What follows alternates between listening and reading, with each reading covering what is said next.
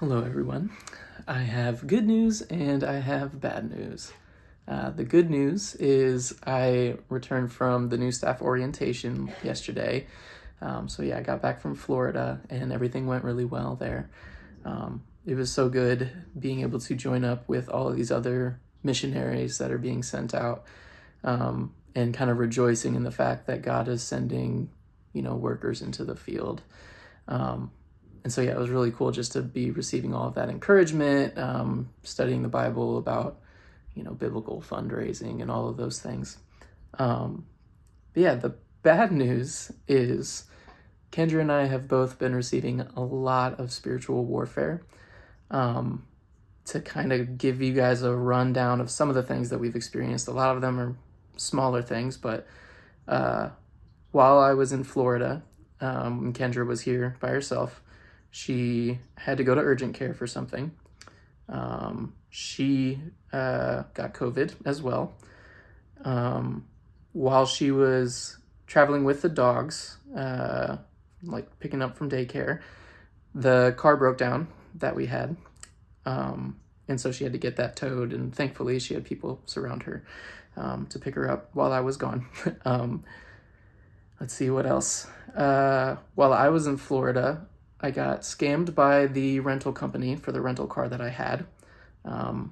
They pretty much, I learned after, by looking at the reviews and stuff of this company, that they regularly undercharge online and then overcharge with some kind of hidden things. And so that was very frustrating. Made me feel like I was being a bad steward with those that have helped send me to Florida, which, by the way, I am sending thank you letters to those of you that gave a special gift for that. Had that happen. Let's see.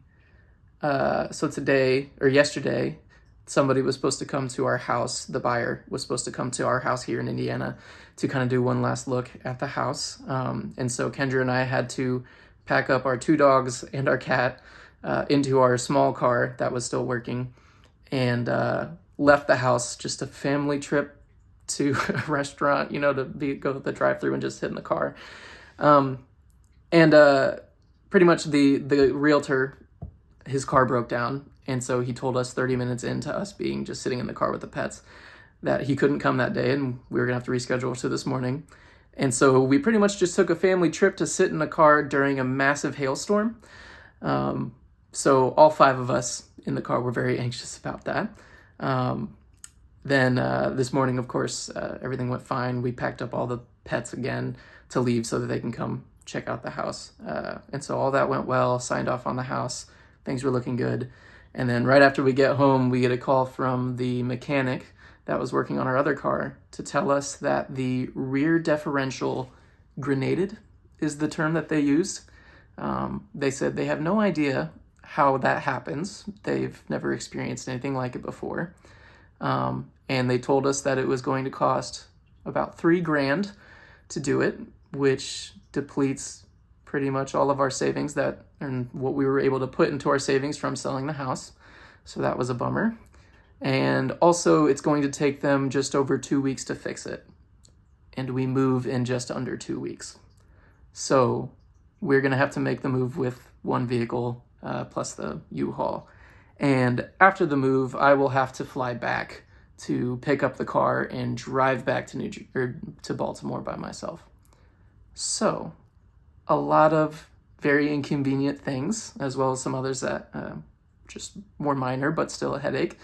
And all these things have taken a pretty significant toll on our mental health.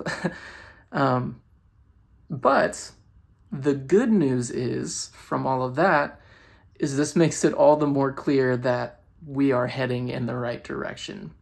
This spiritual warfare is 100% a sign that Satan does not like where we're going and what we're doing, and that God has big plans for the work that I'm going to do in Baltimore with Cru on the college campuses there, and the work that Kendra is going to do with her law degree. I wanted to reach out to you guys as my ministry partners to ask you to please be praying for us.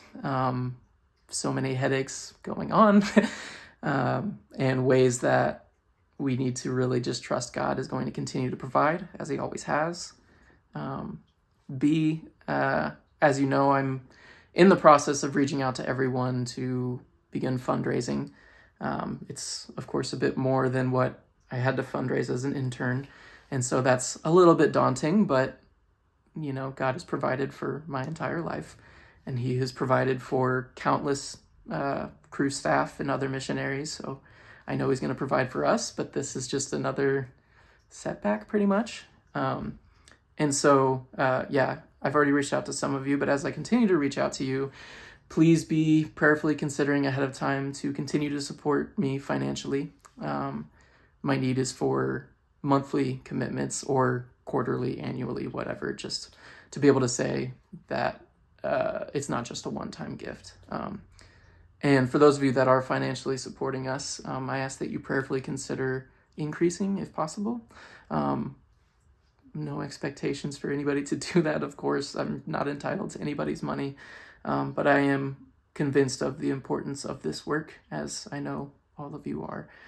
And then the third thing, of course, is I'm going to need to meet a lot more people to share what God is doing through this ministry, what God will be doing, to see if maybe God will provide through them as well.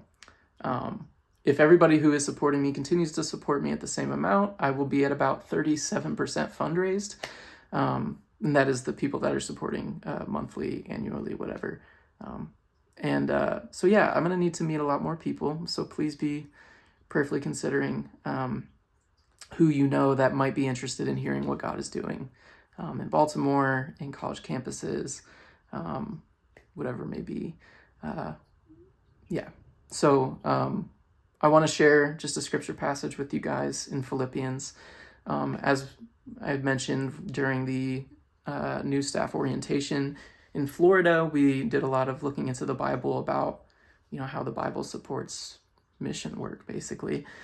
And so it's honestly kind of an encouraging thing that God is, or that I guess we're facing spiritual warfare, because that just confirms the truth of all of this that I've been hearing recently. But I'm going to read Philippians 1, verses 3 through 6 first. Paul says, "I thank my God in all my remembrance of you, always in every prayer of mine for you all, making my prayer with joy because of your partnership in the gospel from the beginning, from the first day until now. And I am sure of this, that he who began a good work in you will bring it to completion at the day of Jesus Christ."